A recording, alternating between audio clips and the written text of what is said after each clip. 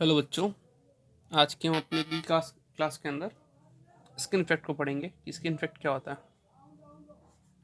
Skin effect या अपन कह सकते हैं त्वचीय प्रभाव क्या होता है। ये हमने पहले ही पढ़ रखा है कि जब भी किसी चालक के ऊपर आवेश प्रवाहित होता है तो उसकी सबसे ऊपरी सरफेस पे रहता है। ठीक है, तो एक तरह से क्या होता है कि जब अपन डीसी धारा प्रवाहित करवाते हैं ना, ठीक है, तो केवल ऊपर की सरफेस मतलब उसका मतलब कोई धारा हो, भले डीसी हो चाहे एसी हो, तो उसके ऊपरी सतह पर ही प्रवाहित होती हैं। इस प्रभाव को अपन क्या कहते हैं? स्किन इफेक्ट कहते हैं। ठीक है, तो अपन कहेंगे जब कोई चालक तार से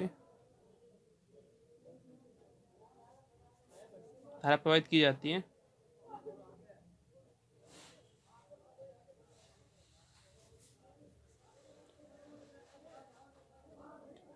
तो इसका अधिकांश हिस्सा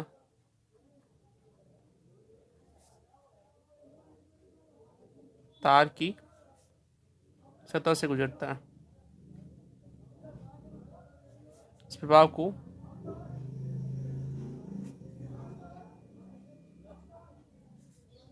त्वचीय प्रभाव या स्किन इफेक्ट कहते हैं।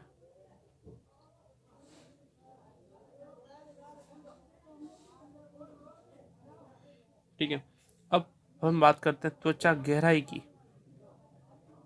ठीक है, इसको अपन कहेंगे स्किन डेप्थ। स्किन डेप्थ क्या होती है? यदि कोई प्रत्यावर्ती धारा जिसका परिमाण परिवर्तनीय किसी तार से प्रवाहित होती है तो यह अक्ष के चारों ओर परिवर्तित चुंबकीय क्षेत्र उत्पन्न करती है।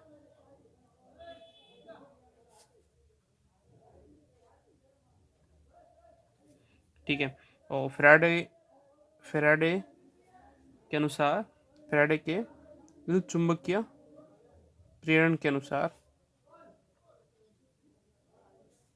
अनुसार परिवर्तित चुंबकीय क्षेत्र के कारण परिवर्तित चुंबकीय क्षेत्र के कारण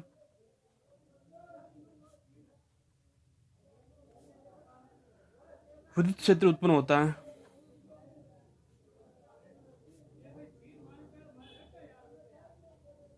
ठीक है, और इस प्रेरित विद्युत क्षेत्र की दिशा, इस प्रेरित विद्युत क्षेत्र की दिशा जो होगी तो चुंबकीय क्षेत्र की दिशा के लंबवत होगी। क्षेत्र की दिशा चुंबकीय क्षेत्र के लंबवत होगी, लंबवत होती है। ठीक है, और यह विद्युत क्षेत्र चालक की अक्ष के निकट प्रवाहित धारा को रोकता है।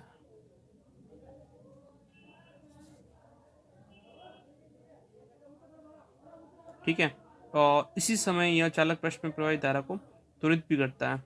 और इसी समय यह चालक पृष्ठ की धारा को त्वरित करता है, धारा को त्वरित करता है। ठीक है, इसके कारण क्या होता है? इसके कारण चालक की सतह से धारा प्रवाहित होती है। इसके कारण चालक की सतह से मतलब ऊपरी सतह से ही धारा प्रवाहित होती है। यह त्वचीय प्रभाव कहलाता है। और जिस किसी चालक की पृष्ठ के अंदर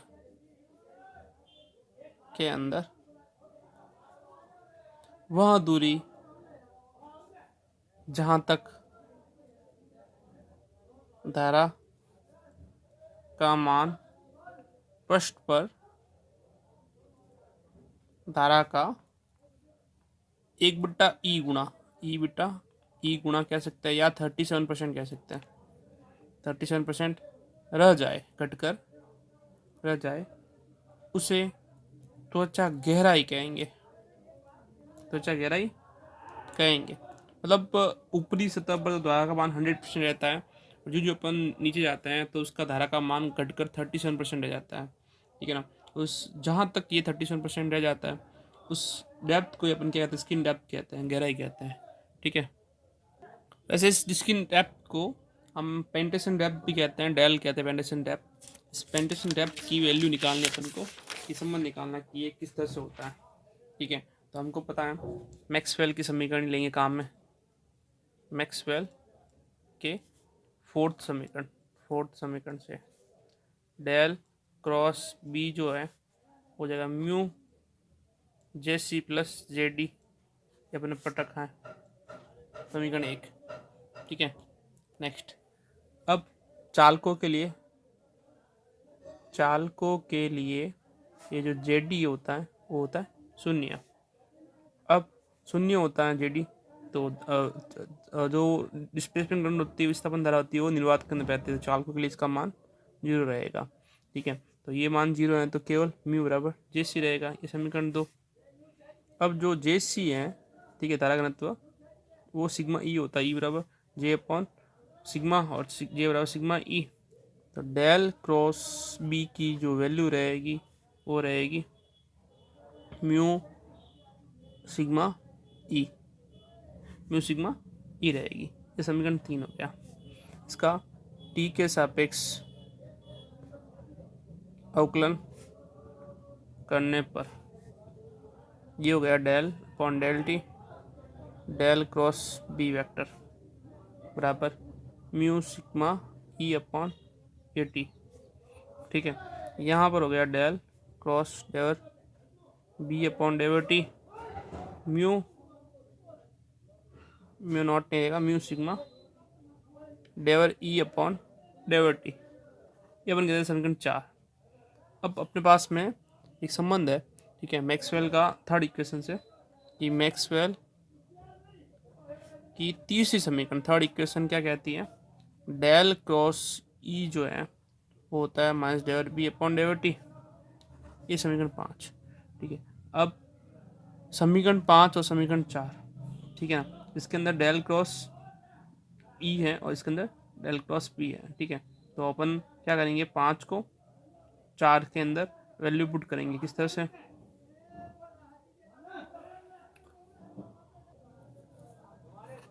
वैल्यू पुट कर देंगे यहाँ पे अपन समीकरण 4 के अंदर।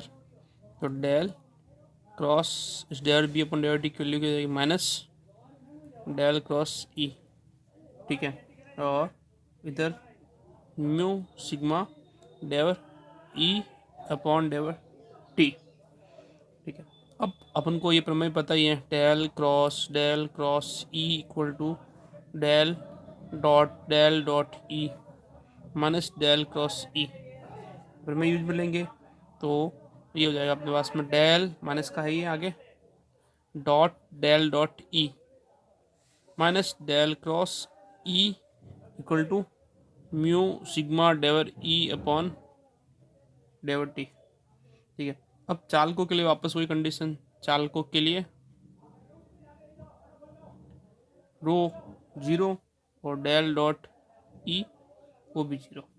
ठीक है। तो इस केस के अंदर अपने पास में यहाँ पे ये डेल डॉट डी ये 0 हो जाएगा, और बाकी तो रो तो यहाँ पे है नहीं। ठीक है ना। तो अपन यहाँ लिखेंगे, क्या लिखेंगे, पीछे रहेगा minus minus plus del square E equal to mu sigma del E upon del T. ठीक है। अब ये जो है, ये जैसे क्या होगा,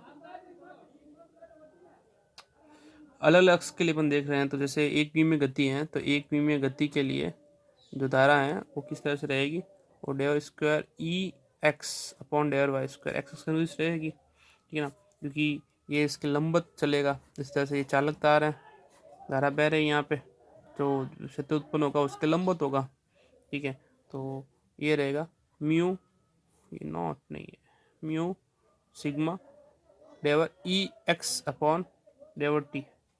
ठीक है, और इस समीकरण 6 का जो हल है ना, इसका ये जो सेकंड ऑर्डर डिफरेंशियल इक्वेशन, इसका हल ई एक्स बराबर ई की पावर, ई एक्स बराबर ई नॉट,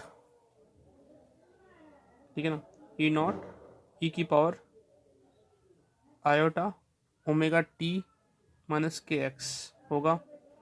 ठीक है, तो del square E X upon del Y square की वैल्यू क्या, ये ई एक्स की वैल्यू है, ठीक है ना, तो ये क्या हो जाएगा, ई की पावर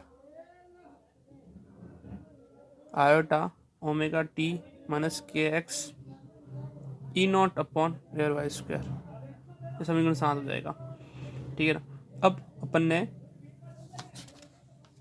ये जो वैल्यू निकाल रखी है, ठीक है ना, इसकी सहायता से इसका डेव ई एक्स अपॉन डेव टी की जो वैल्यू है वो क्या हो जाएगी, आयोटा ओमेगा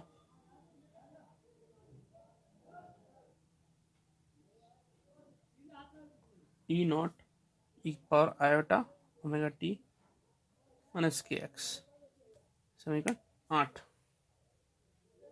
अब जो ये वैल्यू निकली है ना, डेल स्क्वायर एक्स स्क्वायर और डी, ये दोनों वैल्यू अपन पुट कर देंगे समीकरण 6 के अंदर। ठीक है, तो 7 व 8 की, समीकरण 7 व 8 का मान जो है ना वो अपन पुट करेंगे समीकरण 6 के अंदर। तो जो मान पुट किया तो क्या मिला अपन को, यहाँ पे मिलेगा ई की power iota omega T minus K X del square E not upon del Y square बराबर ये हो जाएगा यहाँ पे mu sigma, mu sigma I, ठीक है, mu sigma iota omega E not E की power iota omega T minus K X. ठीक है, और यहाँ से ये कैंसिल हो जाएगा, ये पद पूरा कैंसिल हो जाएगा। Del square E not upon del Y square की वैल्यू जो रहेगी mu sigma iota omega E naught, और इसका जो व्यापक हल है या अपन ये कह सकते हैं कि इसका जो मान है वो के स्क्वायर ई नॉट रहेगा, जहाँ के की वैल्यू जो है वो हो जाएगी म्यू सिग्मा आई ओमेगा का स्क्वायर। ठीक है, म्यू सिग्मा आई ओमेगा का स्क्वायर हो जाएगा। ये अपना समीकरण 10 है। ये के तंग संचरण नियतांक का मान है। के की जो वैल्यू है वो क्या होती है, के की वैल्यू अल्फा प्लस बीटा होती है। ठीक है ना, क्योंकि जो के है वो अल्फा प्लस आयोटा बीटा है, तो के स्क्वायर क्या रहेगा, alpha square minus beta square plus 2 iota alpha beta, समीकरण 11।